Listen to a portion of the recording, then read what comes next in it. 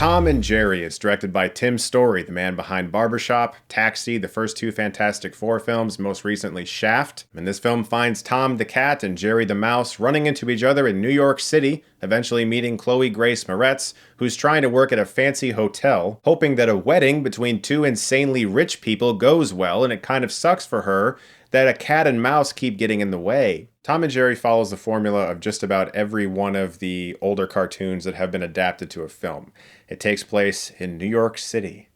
It has a lot of human characters we don't give a shit about, and really terrible slapstick that isn't funny, recycled jokes from a billion other movies involving poop and farts. All we really came to see is Tom and Jerry, and they're barely in the movie because Tom and Jerry are two animals that don't speak, that run around for 5 minutes or so and hit each other with heavy objects. The old cartoon is fun. I used to watch it a lot as a kid. It was kind of the thing that would be on when I'd be eating breakfast. It's not like I cared about the plot of Tom and Jerry, it was just entertaining. It wasn't like I was excited every single week to find out what happens next time on Tom and Jerry. It was just Tom and Jerry, and they ran around and hit each other with things.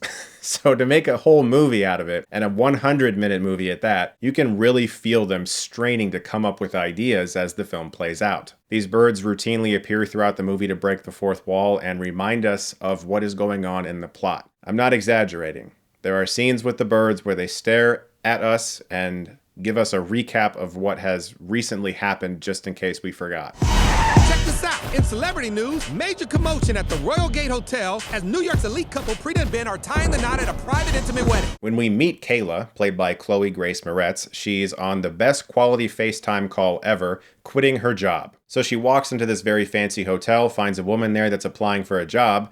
This woman's very excited about this job. It means a lot to her. And Kayla convinces her to not even apply. She lies and manipulates her to the point where she scares the shit out of her, and this woman just leaves without applying for the job. Then Kayla steals this woman's resume and applies for the job and gets it. And for some reason, I guess this was the film's way of making me like that character.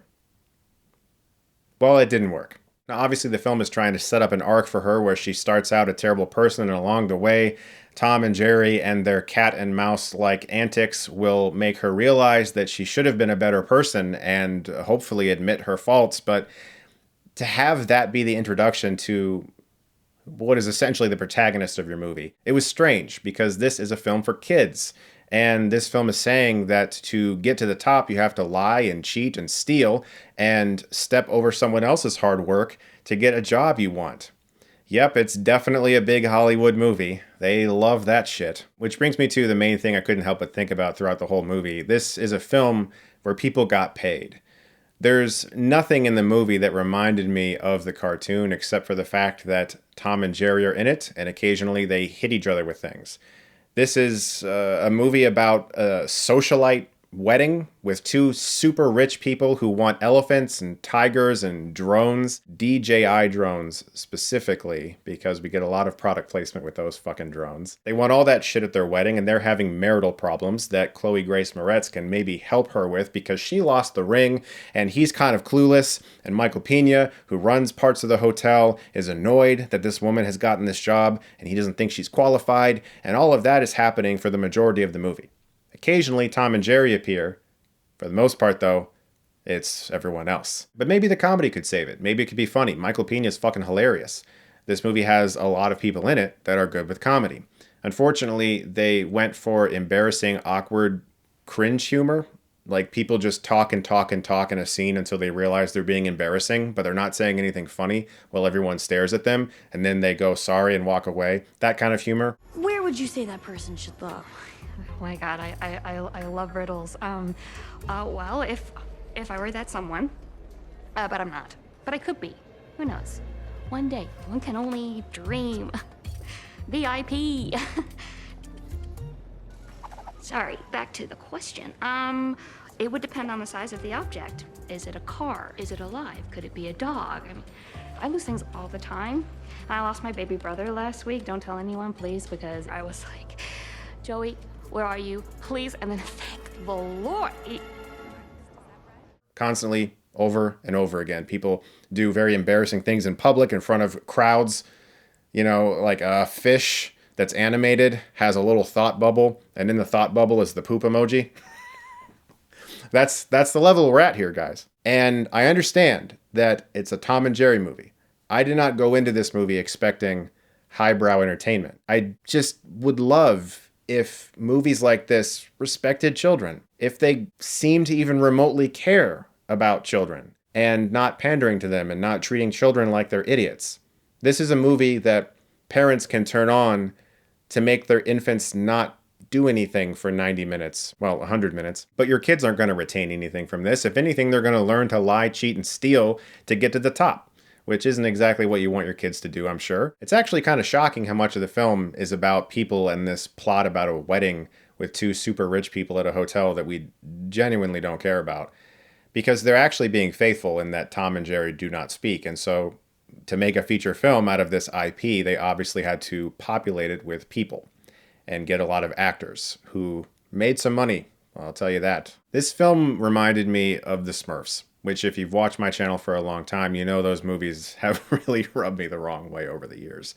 But I don't know what it is about these films where the studio just thinks, well, we have this IP, this old cartoon, let's just throw them in New York City.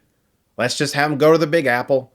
We'll have some antics with some people, and it plays like a series of awkward, embarrassing, cringe humor sketches from SNL, and they even hired an SNL actor this time, so that's cool. Like, I didn't expect anything going into this movie. I was just going to watch it and review it. I am honestly really shocked, though, that these films that just don't really care about kids just keep getting made. There's nothing in the film that a kid can watch and think, oh, that was special or that meant so. It's just a thing that can be on while they're sitting there eating their fucking alphabet soup. The best thing I can say about the movie is that they released it. It got made. It's a real movie that's out. And I guess it probably employed people, which is fucking cool. People made money. People paid their bills.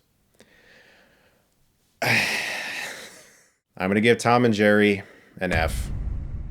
It's basically like the Smurfs and Yogi Bear, and, you know, it's right in there, guys. It's like all that. I don't know why they can't make a good one. They're struggling. Thank you guys so much, as always, for watching. But I also do want to give a big thank you to the sponsor for this video, Squarespace. From websites and online stores to marketing tools and analytics, Squarespace is the all-in-one platform to build a beautiful online presence and run your business. Every design automatically includes a unique mobile experience that matches the overall style of your website, so your content will look great on every device every time. And if you want, you can disable the mobile view from Website Manager. You can present your videos from YouTube, Vimeo, and Animoto on your Squarespace site. You can add an image overlay to your video to improve your website's load speed by waiting to embed video players until playback starts. Buying a domain from Squarespace is simple because there are no hidden fees or price hikes. And Squarespace sells over 200 top-level domains, so you can find the perfect name for your website. So please do check out squarespace.com for a free trial, and when you're ready to launch, go to squarespace.com/Chris Stuckmann for 10% off your first purchase of a website or domain. Thank you so much to Squarespace for sponsoring this video, and thank you guys for watching. As always, if you like this, you can click right here and get Stuckmannized.